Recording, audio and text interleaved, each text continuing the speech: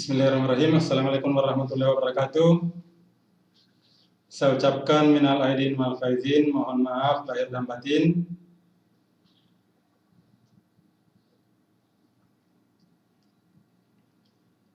Apa kabar hari ini? Marilah kita panjatkan puji syukur kehadirat Allah SWT karena kita masih diberi kesempatan untuk bertemu di SMK Negeri 1 Sinjai, sekalipun pembelajaran dalam bentuk online. Meskipun kita tidak bertatap muka secara langsung, akan tetapi silaturahmi kita tetap terjalin dengan baik.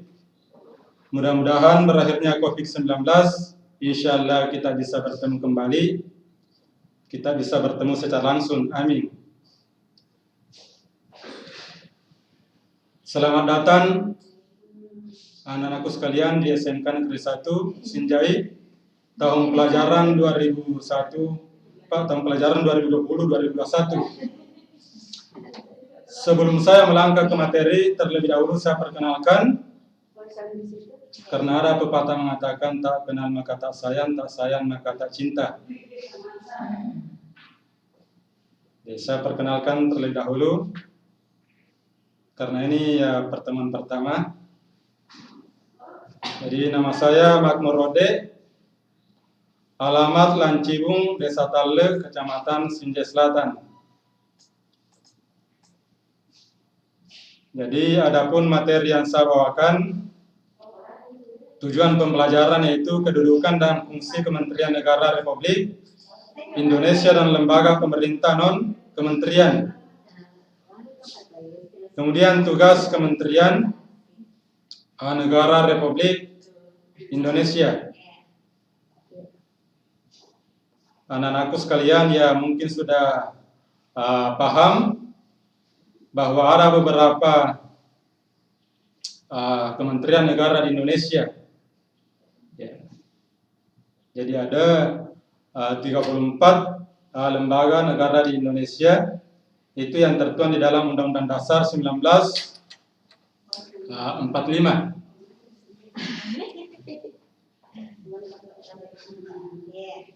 Jadi ada beberapa pembagiannya di situ. Ya. Salah satunya Kementerian Pendidikan, Kementerian Kesehatan, Kementerian Kehutanan, Kementerian Perindustrian, Kementerian UKM, Usaha Kecil Menengah, Kementerian Sosial. Ya, saya kira ya banyak sekali ya, itu ada sekitar 34 jumlah kementerian yang ada di negara kita. Begitupun dengan sistem pemerintahan yang kita pakai di negara kita, yaitu sistem pemerintahan ada dua.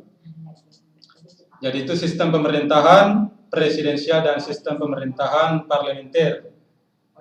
Jadi sistem pemerintahan presidensial itu sistem pemerintahan yang dikepalai oleh seorang kepala negara sekaligus kepala pemerintahan. Begitupun juga dengan sistem pemerintahan parlementer.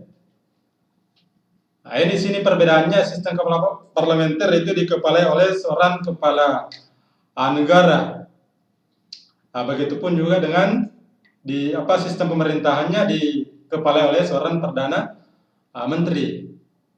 Ya, cuma tidak diberlakukan di negara kita itu dalam bentuk sistem pemerintahan dalam bentuk badan eksekutif. Kenapa? Karena kekuasaan tertinggi di negara kita adalah kekuasaan sistem pemerintahan presidensial atau sistem kekuasaan tertinggi dalam lembaga negara. Itu sudah tertuang di dalam pasal 4. Sudah tertuang di situ bahwa pemegang kekuasaan yang tertinggi ada di presiden. Kemudian penjabarannya di situ ya, presiden menjalankan undang-undang sebagaimana mestinya. Kemudian presiden menetapkan peraturan perundang-undangan. Di situ sudah jelaskan bahwa kekuasaan tertinggi ada di tangan presiden.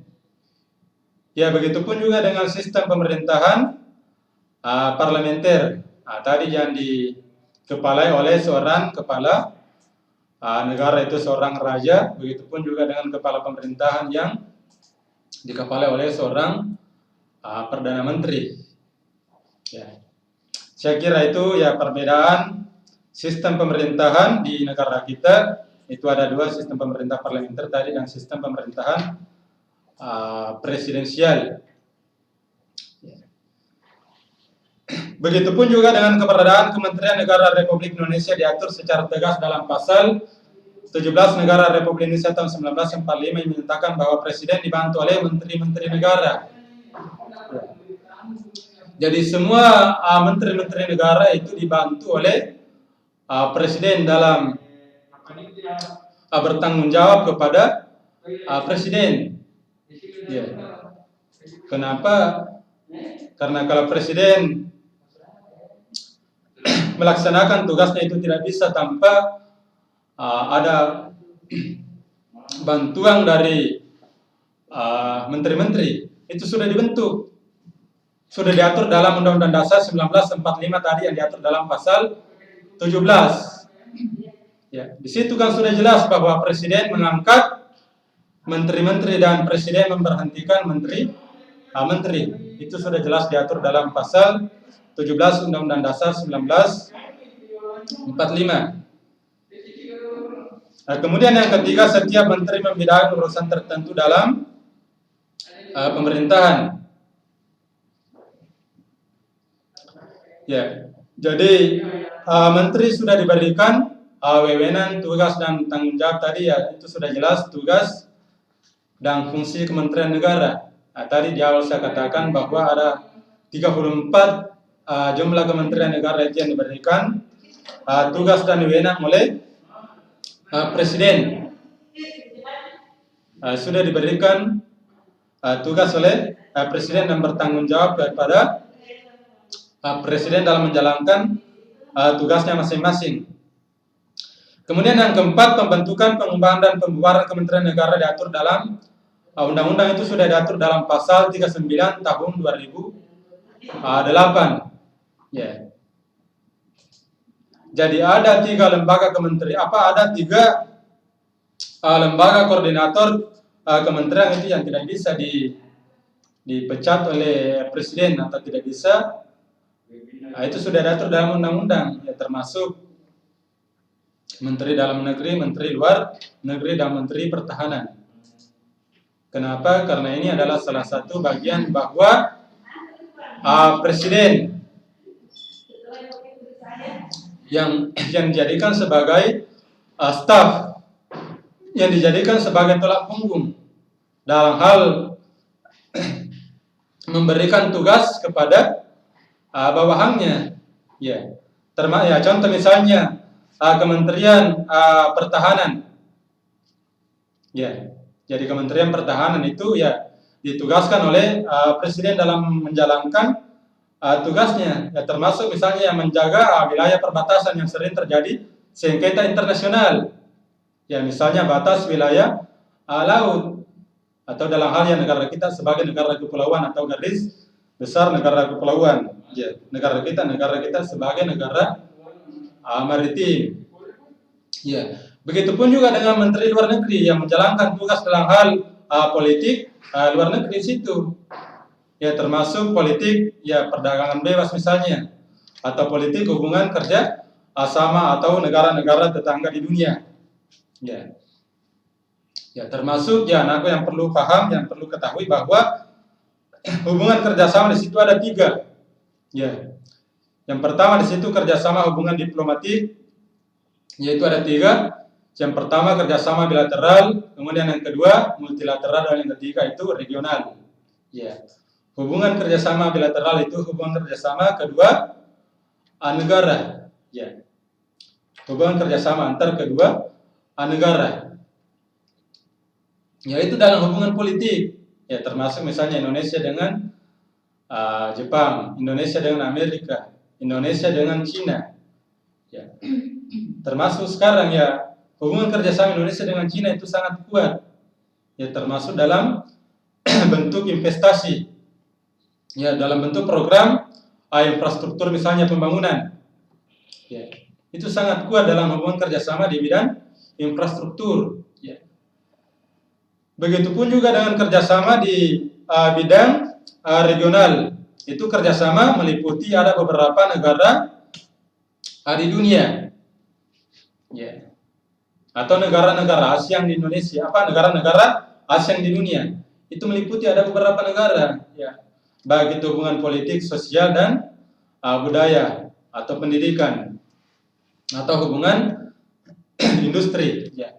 Begitupun juga dengan hubungan kerjasama ya multilateral, hubungan kerjasama di berbagai negara atau negara-negara benua yang ada di dunia, ya, termasuk ya benua Amerika, benua Australia atau benua Afrika, begitupun juga dengan benua Eropa atau benua Asia. Ya. Jadi itulah ruang lingkup daripada hubungan kerjasama dalam bentuk hubungan fungsi kerjasama di bidang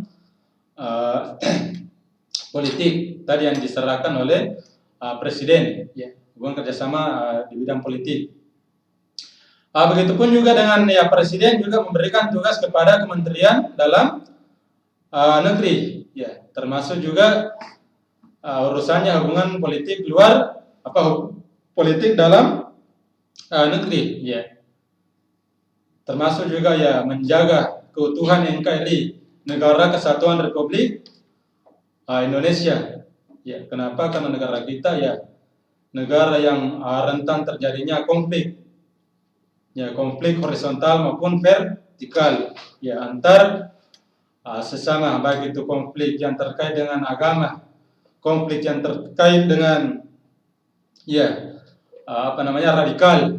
Ya, inilah paham-paham yang bertentangan dengan Pancasila yang bisa diatasi oleh Kementerian Luar Negeri sampai bukan hanya di pusat, tapi itu ya sampai di daerah, ya, yang yang dibawa naungan oleh Kementerian Hukum dan Hak Asasi Manusia. Ya, oke, kita lanjut yang kedua. Kementerian Negara Republik Indonesia mempunyai tugas menyelenggarakan urusan tertentu dalam pemerintahan di bawahnya dan bertanggung jawab kepada Presiden dalam menyelenggarakan pemerintahan negara.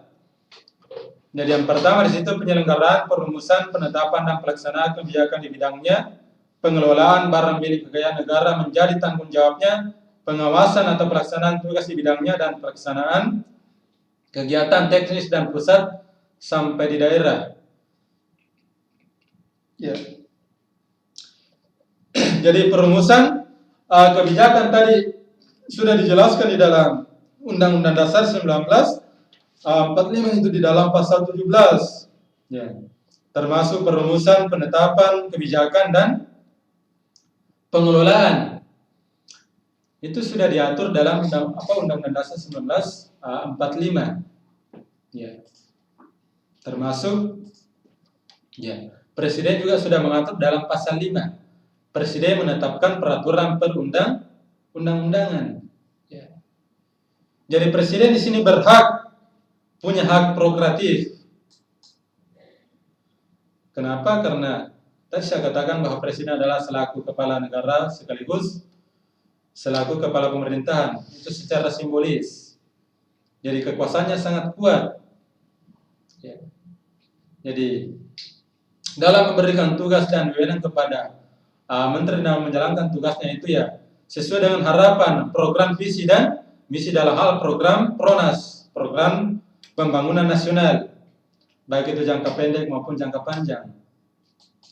Itu dilihat kinerjanya, ya. Apalagi sekarang kan ya kalau kita ambil sampel, ya itu salah satu ya sistem pemerintahan yang dibentuk oleh presiden, itu ya sistem pemerintahan yang sistem pemerintahan yang kerjanya yang sangat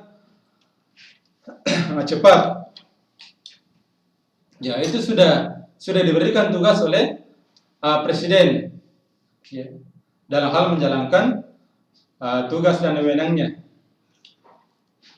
Kemudian yang kedua, perumusan penetapan pelaksanaan kebijakan di bidangnya pengelolaan barang milik kekayaan negara yang menjadi tanggung jawabnya pengawasan atas pelaksanaan tugas di bidangnya, pelaksanaan bimbingan teknis dan supervisi atas pelaksanaan urusan kementerian di daerah dan pelaksanaan kegiatan teknis berskala nasional. Ya. Dan ini rumusannya bukan hanya di pusat, begitupun juga di daerah yang diserahkan oleh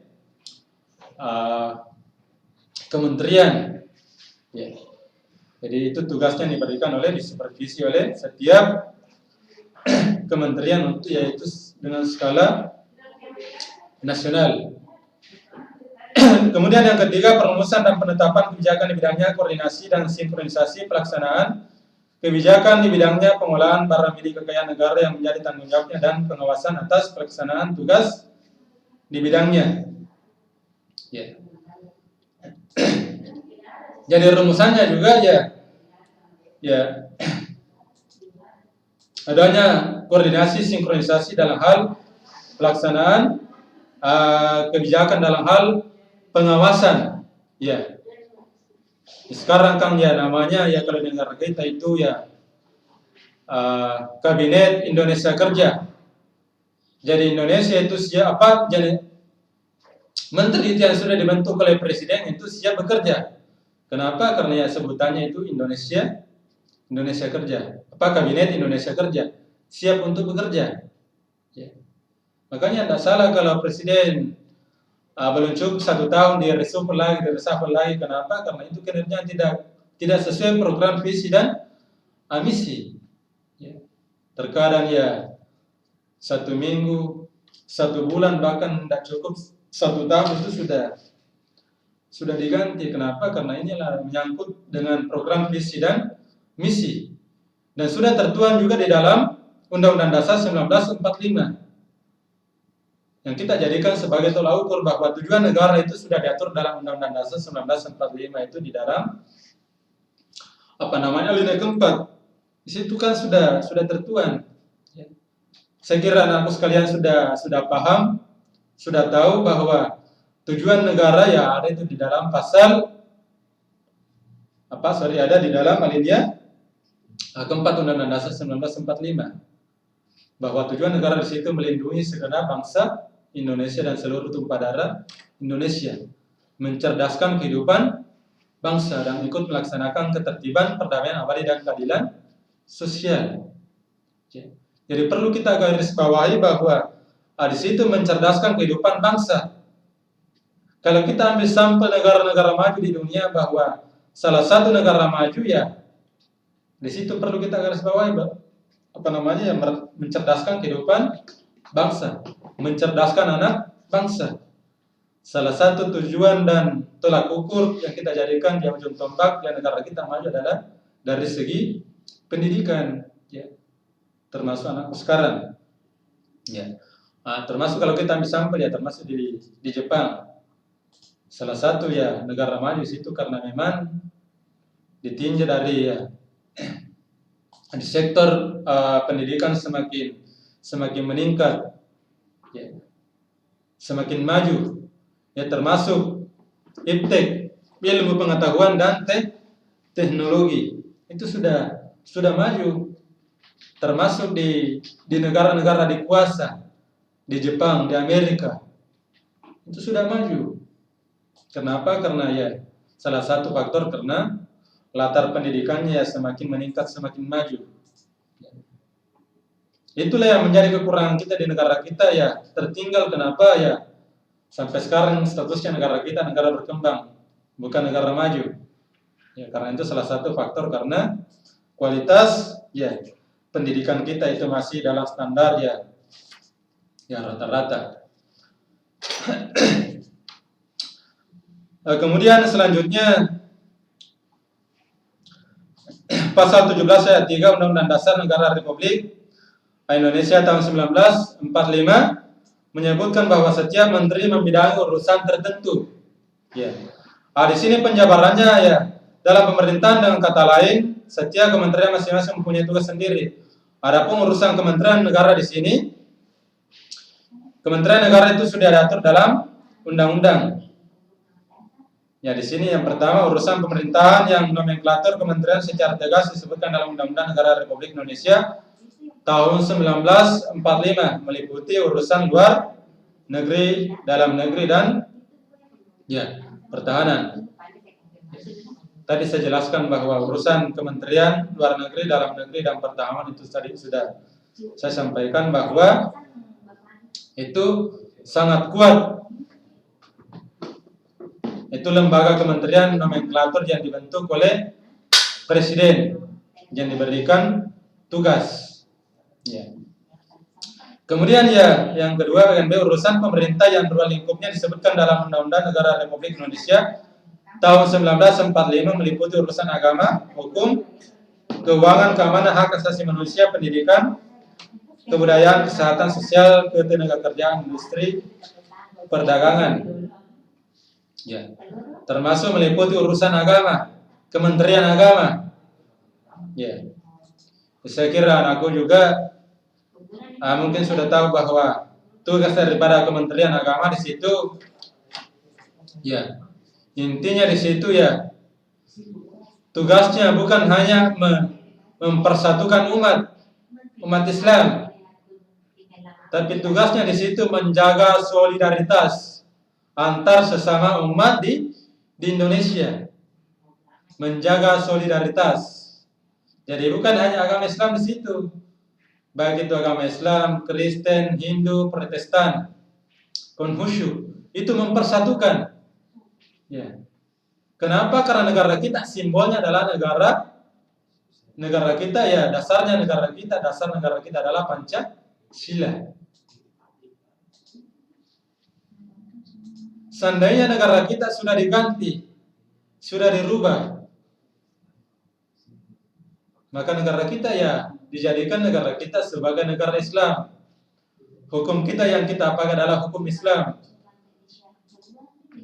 Nah, ini pernah terjadi di negara kita di era tahun 1945. Itu masa pemerintahan Insinyur Soekarno.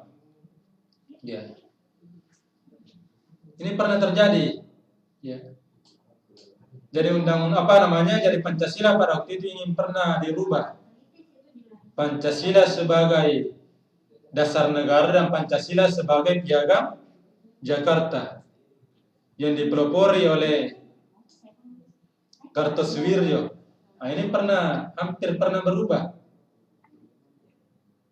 Tapi ya tidak jadi. Kenapa? Karena banyak agama yang komplain, kontroversi pada waktu itu. Banyak yang intervensi, baik itu Kristen, Hindu dan Buddha. Kenapa? Karena isinya di situ bukan ketuhanan yang Maha Esa, tapi di situ isinya ketuhanan yang Maha Kuasa atas syariat Islam. Ya, berarti di sini ada yang diskriminasi, adanya perbedaan antar umat beragama.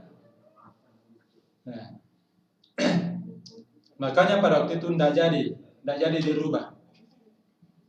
Makanya ya posisinya negara kita dasarnya sekarang ya negara kita adalah Pancasila sebagai dasar negara. Dan bahkan juga sudah diatur dalam pasal 9 bahwa di situ sudah diatur bahwa negara kita negara berdasar atas ketuhanan yang Maha Esa. Kemudian yang kedua, negara kita menjamin tiap-tiap penduduk untuk memeluk agama dan untuk beribadah menurut keyakinannya itu. Di situ sudah jelas bahwa tidak ada larangan dalam beragama. Ya, makanya tadi saya katakan bahwa tujuannya di sini dibentuk Kementerian Agama, jadi bukan hanya satu agama, tapi itu mempersatukan semua agama di Indonesia. Ya, dalam hal menjaga solidaritas. Ya. Kemudian yang kedua, Kementerian Agama juga menampung, ya, menampung dalam hal organisasi, ya, baik itu organisasi NU, Nahdlatul Ulama ataupun organisasi Muhammadiyah di negara kita. Kenapa? Karena negara kita itu ada dua organisasi Islam yang terkuat di negara kita, itu Nahdlatul Ulama dan Muhammadiyah. Ya. Kemudian yang ketiga, Kementerian Agama juga menerima penyelenggaraan ONH atau penyelenggaraan haji di Indonesia. Ya. Menerima penyelenggaraan haji dan umroh di Indonesia. Dan yang keempat itu menaungi ada beberapa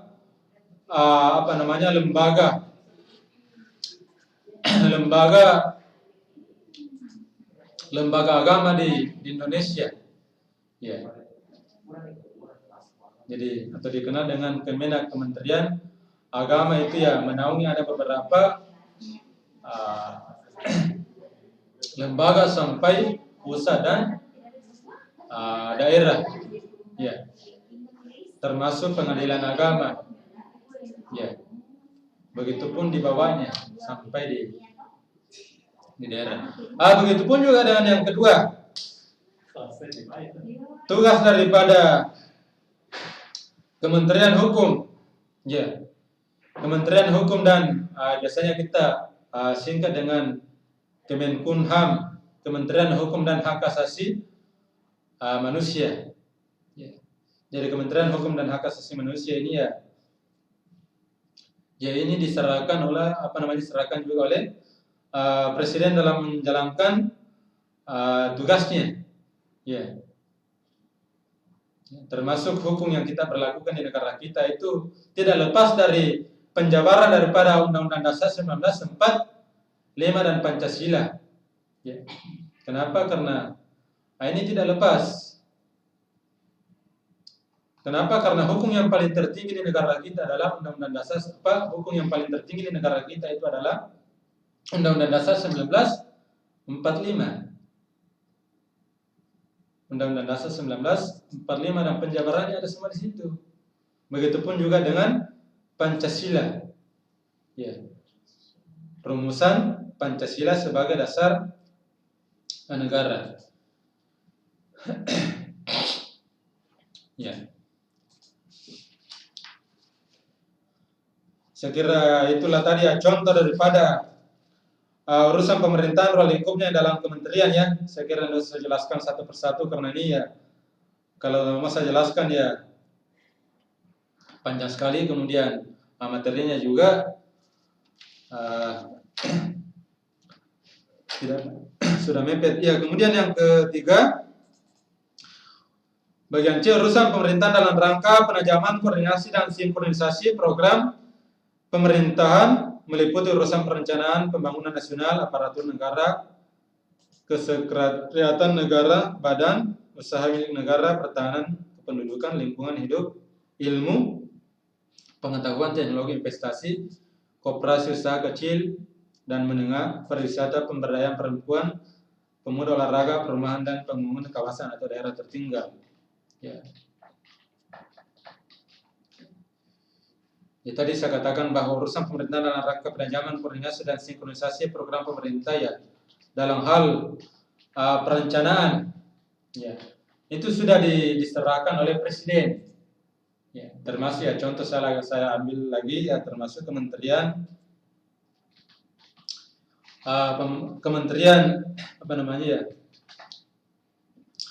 Desa atau PDDKT, Kementerian Desa atau Kementerian Desa Tertinggal.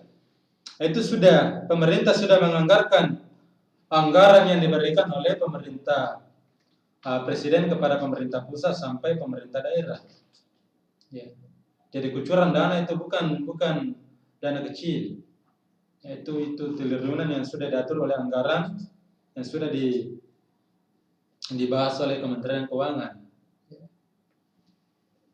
Ya, termasuk pembangunan infrastruktur misalnya, pembangunan. Ya.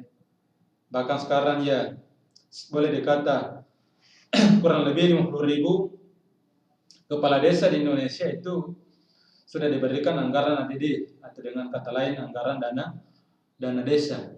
Dalam hal di sini capainya adalah hal program, visi dan misi. Ya, dalam hal pemerataan pembangunan ya, dalam bentuk pembangunan infrastruktur.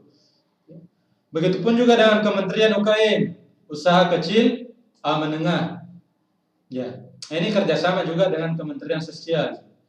Ya, termasuk bantuan sosial yang diberikan oleh pemerintah sampai pusat dan daerah.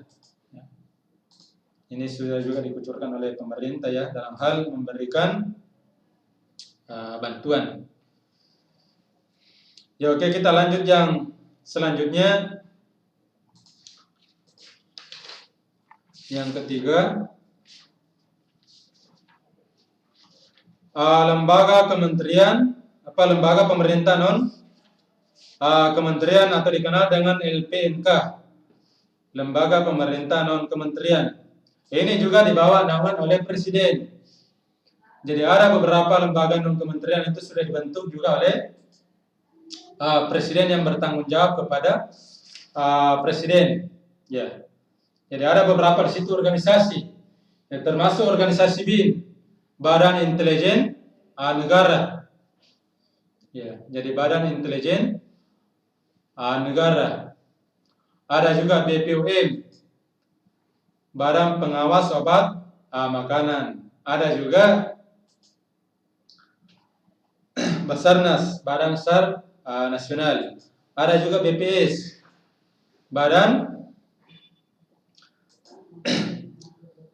BPS itu Badan Pusat Statistik.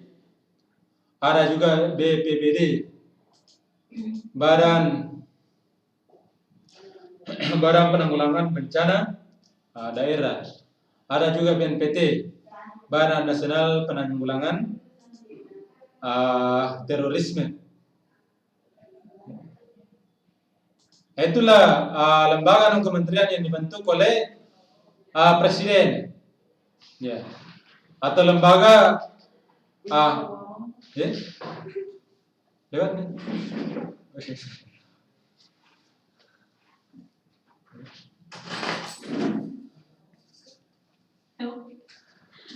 Ya, oke, saya kira itulah materi yang saya bawakan. Ya, mudah-mudahan insya Allah nanti minggu depan kita lanjut di poin kedua. Di lembaga kementerian negara dan kementerian, insya Allah. Ya, cukup saya akhiri ucapan. Assalamualaikum warahmatullahi wabarakatuh.